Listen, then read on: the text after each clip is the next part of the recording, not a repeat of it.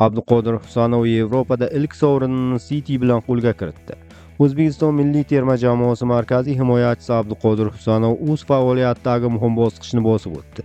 U Yevropadagi ilk yirik sovrinni qo'lga kiritdi. Manchester City tarkibida Wembley stadionida bo'lib o'tgan Angliya Liga Kubogi finalida ishtirok etgan himoyachi jamoasining 2-0 hisobdagi g'alabasiga munosib hissa qo'shdi. Finalda Husanov to'liq 90 daqiqa harakat qildi va markaziy himoyada ishonchli o'yini bilan e'tiborga tushdi. U raqib hujumchisi Viktor Gyokereshni deyarli butun uchrashuv davomida nazoratda ushlab, uning xavfli vaziyatlar yaratishiga yo'l qo'ymadi. Bu esa uning intizomli va hisob-kitobli o'yin uslubini yana bir bor namoyon qildi. Shu tariqa Manchester City o'z tarixida 9-marta Angliya Liga Kubogi sovriniga egalik qildi. Bu natija klubning barqarorligi va yuqori darajadagi o'yin uslubini yana bir bor tasdiqladi. Ushbu finalda O'zbekiston milliy terma jamoasi himoyachisi Abduqodir Husanov to'liq 90 daqiqa harakat qildi.